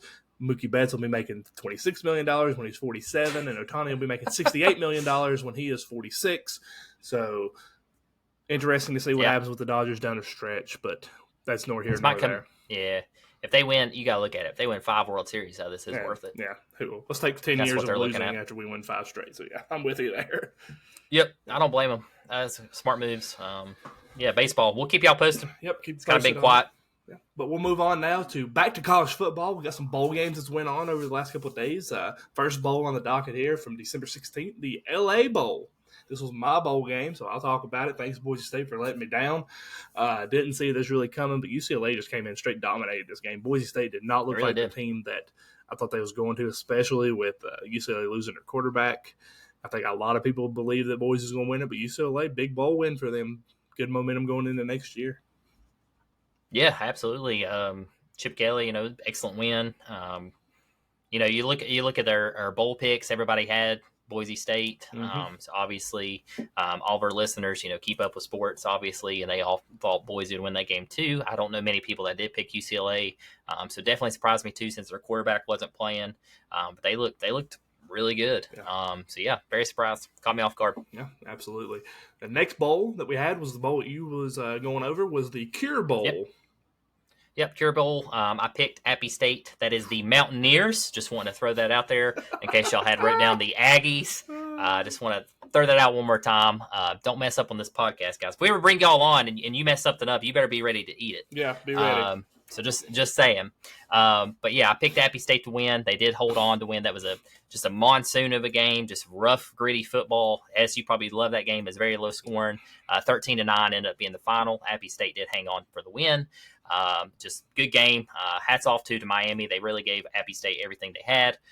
It's just good football all the way around. Yeah, that weather just really slowed down both of those offenses. I actually had Miami, Ohio in this game, and the offenses from both teams, I think they barely finished over 200 yards. It was a downpour. I didn't watch much of it, but monsoon from the upper camera, the one that was way above the same, you couldn't even see the field. It did improve down near the end when it got near the field level, but it was just terrible. Wet game, but fun game for the players. What a bowl game. Fun time for them. Good job, Appy State. Great season by them. Again, hats off to Miami, Ohio, showing that they're the real Miami who don't kneel the football when they actually or they know when to kneel the football when they're actually going to win a football game, unlike the other Miami who's irrelevant to Miami, Ohio. Pretty much. Yeah. But we got some other stuff coming up. We had a big bowl game today, which is another game that I lost. Had it going, feeling very good about it. The famous Toastery Bowl. ODU versus Western Kentucky. Big thing here. Once I seen this, I thought ODU had it in the bag, and I think ODU did too. Austin Reed, a 4,000-yard passer for the Hilltoppers, decided he wasn't going to play after he already said he was going to. But weird thing is, he didn't play for his team here. He has no draft stock from what's been said about him, but he is going to play in the East-West Shrine game, which is for the seniors to try to get some draft stock. And I don't really agree with that. I don't get how you're going to ditch the team who got you to where you're at, but you're going to not play for them in their big bowl game, but you're going to go play in a game to promote you. So he's really not a team player. But anyway, back to that game. ODU versus Western Kentucky. What'd you think about that game? Yeah, excellent game. ODU choked there at the end. I think they gave up 28 unanswered. Mm-hmm. When I looked, it was 35 to 14, I think, something like that. They ended up coming all the way back 35, and then they win in overtime. Should have never lost that game. ODU did what they do best. They choke at the end. They were 6-6. They finished 6-7. So yeah, the Hilltoppers is who I picked. Third quarter, I was like, crap, I should have left. I had ODU, and I switched last minute to Western Kentucky. But it worked out in my favor for once. It's kind of funny. So yeah, this game was backwards. ODU started out the first quarter, outscored them 21-0. Then it was 7-7, 7-7 for the second and third quarter, and then Western Kentucky scored 21 points in the fourth quarter, and ODU scored nothing, and then they won in overtime by a field goal, 38-35. But yeah, excellent game. It was a good game. ODU choked it away. Choked it away, man. That's what they do here in Virginia sometimes. That's what happens. Yeah. Next game, though, tomorrow. The only other bowl game's going on tomorrow. Late game, so get home, get your chores done, fold laundry, help your wife, eat some dinner, and then sit down around 9 o'clock once the kids go to bed and turn on the Frisco Bowl. Who's in the Frisco Bowl, Castle? We got Marshall, Thunder and Herd versus UTSA Roadrunners. 9 p.m. will be this game on ESPN. I have selected the Thunder and Herd. I can't tell y'all who I picked, actually in our picks, so y'all can take it as is. UTSA is heavily favored in this one. I don't know the point spread as of today. It is 11.5 point favorite. Okay, it's came down a little bit. It was like 14. Okay, so it's came down a little bit on the spread. We have seen some surprising. I mean, a lot of people didn't think ODU was going to give Western Kentucky a run for the money, and they did. So this one could go either way. I like the Thunder and Herd, and I might switch it last minute. So that might give y'all a little emphasis on who I have, but it's going to be too late because y'all ain't going to be listening to this till tomorrow, so I ain't going to tell you what I'm going to do. So yeah, right now, I think I still think UTSA has the edge. Their offense is just very good. So I like UTSA in this one. I change it up. I had originally Marshall, Thunder, and Herd, but I'm switching over to UTSA. I like UTSA in this one as well because of one guy, and that would be Agent Zero. That's their quarterback. He wears number 0, Frank Harris, who is in his 7th year of college football. He has had 3 exemptions to play another year. He's actually trying to go for his 8th year next year, which is absolutely insane. But Frank Harris, Agent Zero, is going to lead UTSA in this game. We'll see, though. Bowl season's been weird. I really need UTSA to win this game so I can get back into this whole Bowl Mania thing. So please, Roadrunners, beat the Thundering Herd. Don't let me down. We shall see. Should be a good game. Now let's talk about the biggest mess in college sports right now, the transfer portal. I can't keep up with it. I don't know how anybody else is keeping up with it. A lot going on. You got that right. At all times. I cannot keep up. I know you're keeping up with Georgia. Obviously, I'm keeping up with Tennessee. I mean, there's been some good trades there and stuff going on with the transfer portal.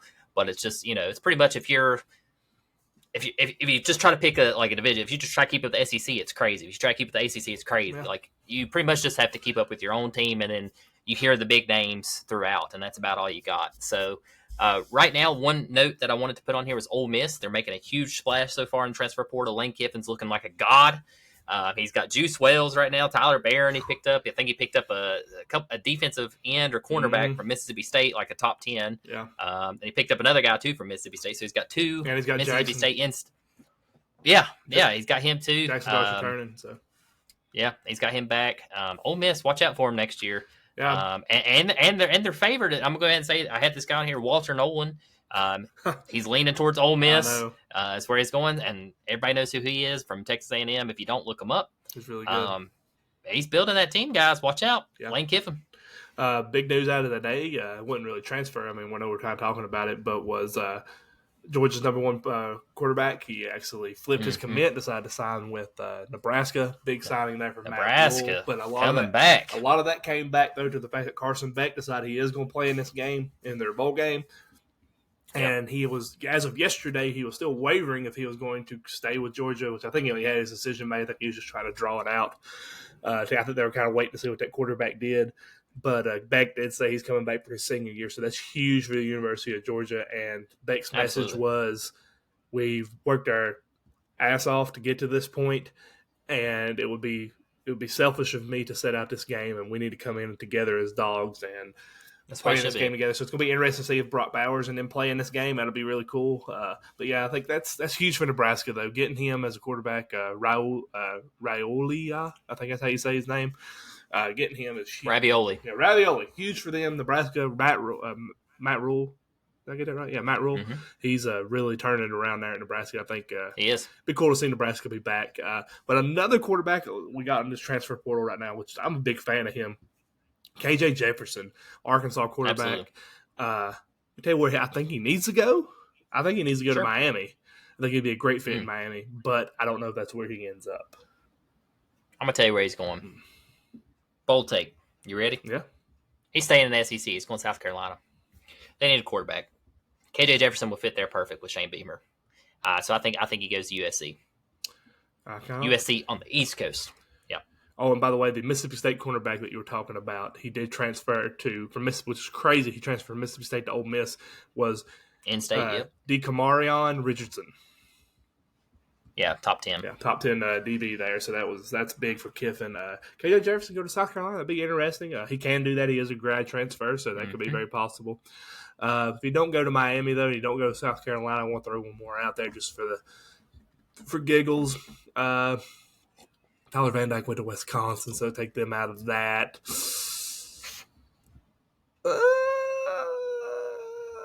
You got some West Coast teams still out there. I know. I'm thinking about it. I don't see KJ. His game don't play that West Coast style, so he's going to be. You know where he might end up? I don't know who they got. I could be wrong here, and I may get caught out on this one. Keep him in the same color scheme. Just put him in Oklahoma, and he stays in the SEC. Dylan Gabriel left. Yeah, I think it's still open. Another one. I don't think that shoe's been filled yet. Another big quarterback. Malik Murphy. Get that name right. I know. Get that name right. Malik Murphy. I corrected myself. Don't come at me, people. Phew, phew. Malik Murphy. Where do you think he's going? I've been thinking on this one a lot. I think he goes ACC. I think we see him at Duke. Really? I think he goes Duke. Yeah, He surprise. goes to Yep. Duke. That would be He very could be a stud interesting. at Duke too. Yep, I mean, be an absolute stud. okay, where I think he ends up. I like the ACC. I like that. Miami, Nope, not Miami. I don't. Florida State. Nope. It's a team that's grabbing a lot of players that everybody's wondering why he's going here, or why they're getting all these players. But I could see him sneaking in if it don't work out. But I could see him going to Syracuse. Syracuse. Orange. But I do know Possibly. I do think he's going to ACC. I think know he's out. I think he's ACC. He did visit Duke and Baylor this past weekend, and then he's following the trip up to Oregon State. He's also going to travel to Kansas State, so that will be interesting to see. So, I think he'd be a fool to go to Oregon State, in my opinion. But yeah, Baylor would be a good fit. Fun fact about him, he did choose the Longhorns over his in-state school, UCLA, when he signed with the Longhorns. Yep. So they need a quarterback. They do. That will be interesting. But he's not going there. Okay. Duke will be interesting. That'd be a really good fit for them. Mm-hmm. We done talked about Walter Nolan. Guys getting pulled each and every direction. Number one tight end in this transfer portal, Holden stays. Stays. That's He's staying in Neyland, baby. Yep, got 2 years left of eligibility. Number one tight end. That's huge. As far as 24/7 recruiting. Huge if you use it. Yeah, very good pickup. Very good pickup. Their biggest pickup so far. They've had some other big ones too here in the past couple of days. But yeah, Holden stays. We needed a tight end. I've been saying it since we started talking about the transfer portals. Tight end. We need that blocking to help out the run game. So yeah, big pickup there. Now we need to go get a wide receiver and then work on the offensive line a little bit, and we'll be golden. Yeah, use the tight end. I want to see secondary. Sorry, before Andrew calls me out, we need to work on our secondary pass defense. I know we lost like our whole secondary, so we need cornerbacks, safeties, you name it, shebang. So before you call me out, I know we need it. I'm just saying what we need on offense too. So Will Rogers. That's a big win for Washington. I think so too. I think Will Rogers is pretty good quarterback. I mean, you got to think Will Rogers is really good. He played for Washington State when Mike Leach was there, and he ended up at Mississippi State because of Mike Leach. So it's kind of cool to see him go back to Washington. Now I get to see the other side of the Apple Cup rivalry, so that's going to be interesting to see how that works out. But I think it's a big signing for Washington. That'll be huge for them. Another quarterback, while we're talking about Washington State's quarterback, Cam Ward. A lot of people want to know where he's going to end up. I think he ends up at Ohio State. Ooh, Ohio State! Wow, I think he's going south, man. He's been at Florida State. He's been at Miami. I think he's going Miami. He'd look good in Miami. Be a big arm. It'd be a good Miami. That'd be a good fit. Miami would be a good fit. One more recruiting thing here. Another top quarterback out of last year's class. Some people had him ranked number 1. Some had him ranked number 2. This was announced yesterday, right? Sunday. Malichi. It could be Malachi. I'm gonna call him Malichi because I think that's how you need to say it because Malachi Nelson, 2023 number 1 recruit from the USC. He has entered the transfer portal. He actually followed Lincoln Riley from Oklahoma to USC. He redshirted this year. It's going to be very interesting to see where he ends up because he's up there with like Nico and Arch Manning. He was number 1 recruit. Yeah, so that's going to be interesting to see what he does. Does he go back to Oklahoma? Did he go to Oklahoma because of Lincoln Riley? Did he what's going to happen? He is from the state of California. I think he goes to Oklahoma, be instant starter probably. He is from Oklahoma, or he is from California, so maybe he stays and goes to UCLA and says, "This is what you get, Lincoln Riley, for not playing me or not doing what you promised me." And I go to your rival and I beat you. Or maybe he goes to Cal. How can you say it? How can you say he doesn't do what unless Lincoln Riley's leaving? If that's what he's getting at, maybe. I mean, obviously he should know he's going to sit behind. There's something there. Maybe I'm just saying maybe there's something. Yeah, I don't know. It's interesting that he followed Riley from Oklahoma to USC, and then now he's leaving. When next year it would be his job, So it is interesting. Yeah, I think Lincoln Riley's out. I think we don't know something he knows. Yeah, something's up there. But while we've talked about the transfer portal, that thing's messy, guys. If there's any players y'all want us to do some research on and look and figure out maybe where they're going, what we see from our sources and stuff we do, reach out to us, talk about the player. Virginia Tech, Brian Long's reached out to us. Virginia Tech's been doing pretty good in the transfer portal. They've been bringing a lot of people in. Georgia's been WCYB actually announced their players today. Yes, listening. Georgia losing everybody. Most SEC schools seem to be losing at least 10 players, but hey, that's what happens when you play with the best. It's normal. But yeah, we'll keep on the college sports route here. We're going to move on down to college basketball. And big game here. I watched a little bit of this one. We had the Tennessee Vols versus the NC State Wolfpack. Steve Smith was happy to be in attendance here for the basketball school. I bet he was. How'd your Vols do, bud? They closed it out. They actually closed out a game. They looked very sound, very solid. They actually moved up today 4 spots in the AP poll. I think they are now sitting 8th. Yep, 8th is what I see. Which is rightfully so where they should be, because 2 of their 3 losses come to number 1 and 2 teams. So NC State actually went cold. Defense really shut them down there at Tennessee. In the second half, they went 0 for 9 for shooting. So close it out. Way to close out a game on the road, 79-70.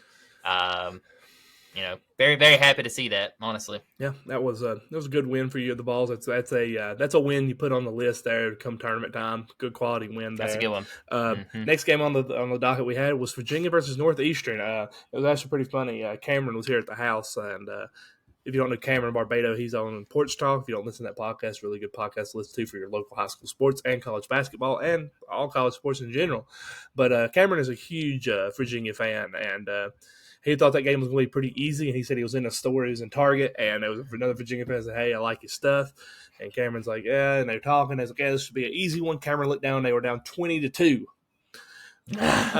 Virginia came back and only won this game by 2 points. They avoided a huge upset, probably not as big as the one they had in the tournament when they lost to the 16 seed, but they won 56-54. Virginia avoids a scare there, but hey, that's a typical Virginia game. They held a team under 60 and they win the game. So, yeah, that one really surprised me when I was going through my stats. I mean, obviously, I didn't keep up with this game because everybody, even Virginia fans, obviously thought it was going to be a blowout, so I wasn't going to watch it. But yeah, when I looked at scores, I was like, oh my God, 56-54. And I went back and watched recap. I was like, wow, that's impressive. Yeah. Another big game here for Kentucky.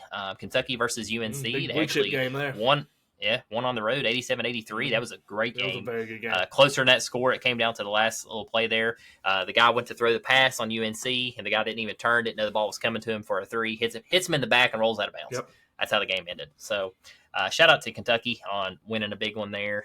Still very streaky. Oh, guys, Kentucky we got some breaking news. Up. Breaking news out of the transfer portal. Former 5-star quarterback Deontay Moore has committed to Oregon Ducks. That is huge. Oregon. Who did Oregon just get? Wow. Dylan Gabriel. Oh. Wow. Interesting. Wow. That is huge. He must have. Wow. That's it. He was almost going to Oregon. Deontay Moore was recruited by Oregon. So that's. Wow. Oof. Shout out to Oregon. Yeah. Quarterback you. Yeah, because I just got it. He must be a little bit ahead of me. Daggone. But yeah, big wow. news 3 there. years. He's got 3 years of eligibility. So that's where. So he could sit behind Gabriel. He might start over Gabriel. Oof. Wow, that'll be a QB battle right there.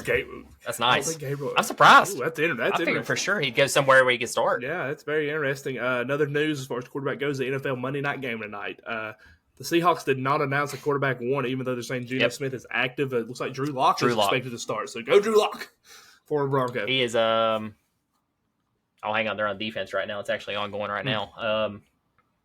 Yeah, so I don't know who's quarterback, but I think it's Drew Lock. Okay. I think you're right. Okay. Interesting.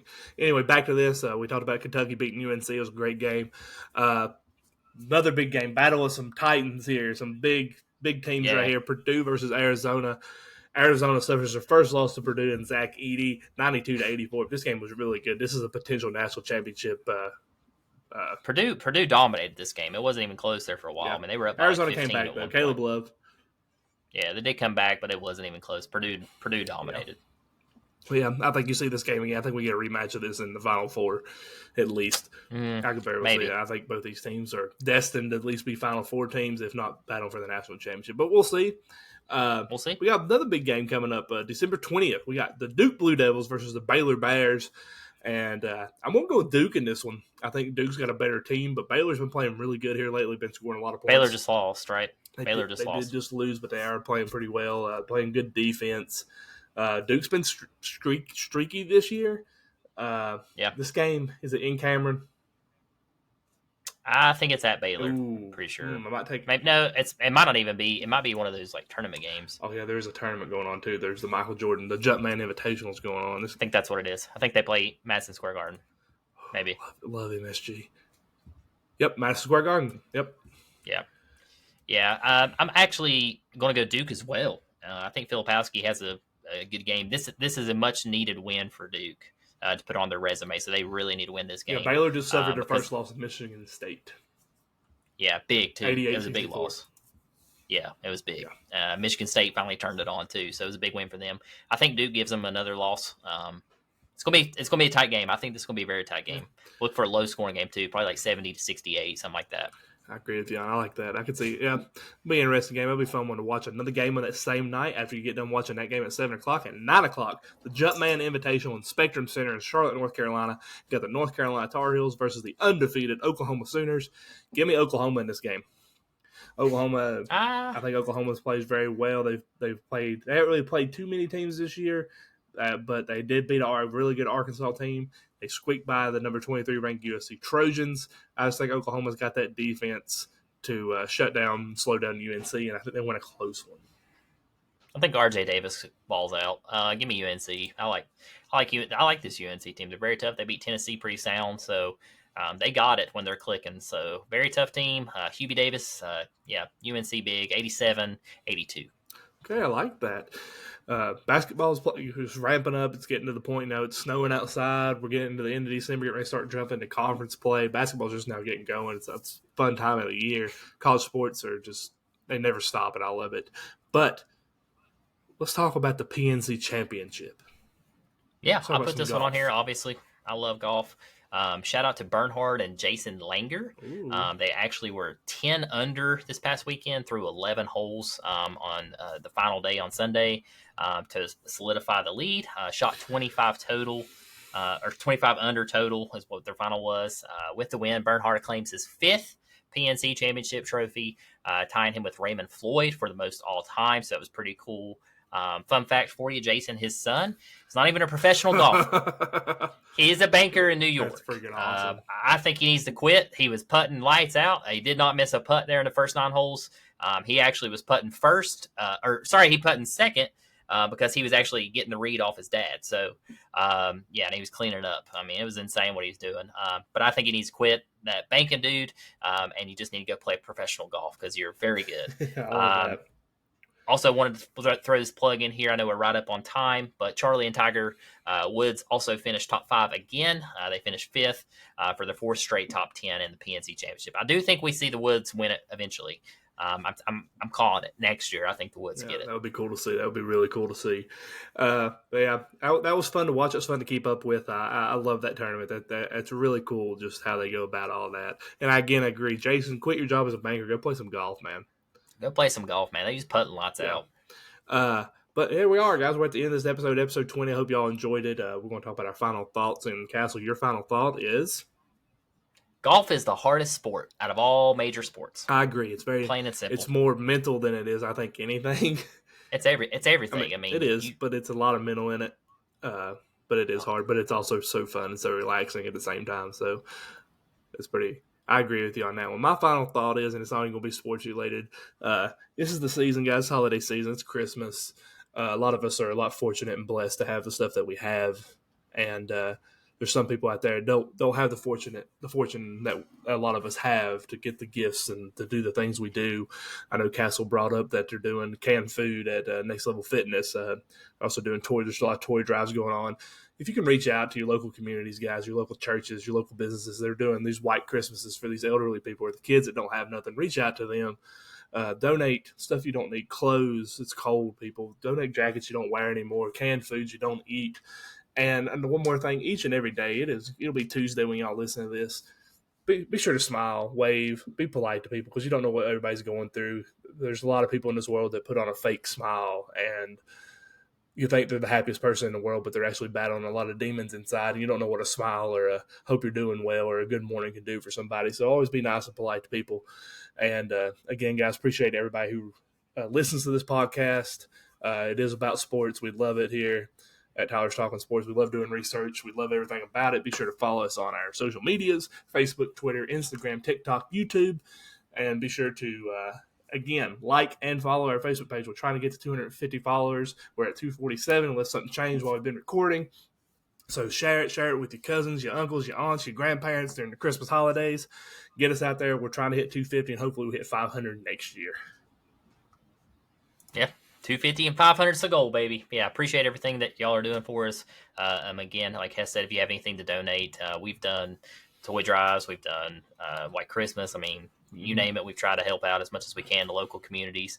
So if you do see stuff like that, if you do have a little bit of extra, don't be afraid to lend a hand, because it does go farther than you think. And just seeing kids get really excited over something that you haven't used in 10 years or something like that, or something that's collecting dust over in your corner, give it to them, guys. They would really appreciate it. And it goes a long way, and they don't forget either. That's one thing I've noticed with a bunch of kids that get some of this stuff is you give it to them, and I don't know, it just changes them when they grow up. Absolutely. And they think back on it too. So had some good stories, but yeah, great episode. Yeah, man, I enjoyed that. I hope you all enjoyed that too, guys. Again, this will be our schedule for next week as well. We'll do recording on Monday. The episode come out Tuesday. Next episode, though, this week will be out Thursday. Hope you all enjoy episode 20. Give us your thoughts on it.